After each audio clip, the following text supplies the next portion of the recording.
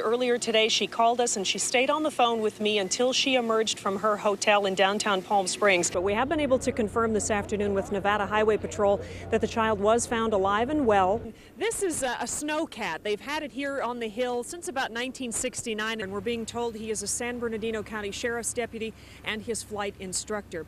I'm Mary Parks in the Inland Empire. Coming up, you will not believe the algebra lesson Brandon and I are getting today on this new technology. What is this, an iPad? Yes. I'll explain coming up. Mary Parks live in Riverside tonight with her story. Mary. Well, Paul, in her letter, 6-year-old Kimberly asks the president to change laws and to please have more cops find the killer of Anthony Martinez. Just imagine waking up one morning and you find this huge cow in your front yard. It's pretty unusual, but not really that unusual here in parts of rural Riverside County.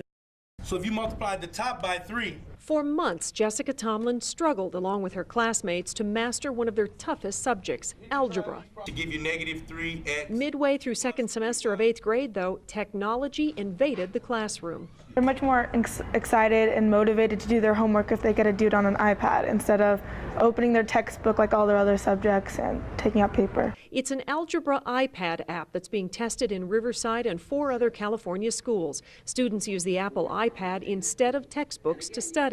For most, it's meant a huge jump in grades. I used to have a P and like a P plus or an A minus. Like this year, like I have over 100%. On a recent district-wide test, 90.5% of students using iPads scored proficient.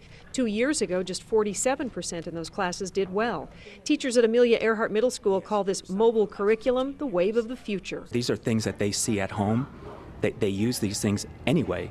Now we're just using what they normally use and use it to educate them. Houghton Mifflin Harcourt has offered its software nationwide. Riverside Unified is one of 4 districts in California in the pilot, and we've heard from teachers that their students' engagement is up and they're more prepared for class. They're saying it's fun, it's awesome, and it's really helpful.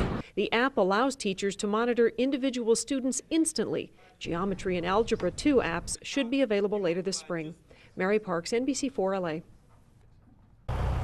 This is Highway 138, a beautiful, snowy, tree-lined gateway to the town of Wrightwood.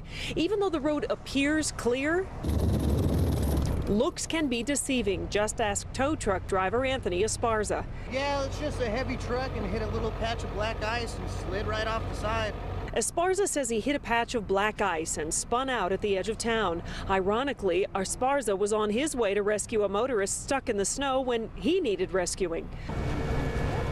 The weather proved too much for this operation. A bigger tow truck couldn't get enough traction on the icy road to pull Esparza out. Traffic was backed up for miles. But that gave UC Riverside student Cameron Booth enough time to figure out how to install tire chains. 22 inches in our driveway we had to shovel out this morning though, so that was, yeah, that was not very fun. As heavy snow continued to fall, avalanche warnings were issued for the hills around Wrightwood, Big Bear, and Snow Valley. Complicating the day, power was knocked out to 7 communities around Lake Arrowhead during the noon hour, but skiing and snowboarding were at their best. CHP says there were more than a dozen storm-related accidents. As for Esparza, he had to wait over 2 hours in the snowbank to be pulled out. Just keep it slow. I got 4-wheel drive and it still keeps slipping all over.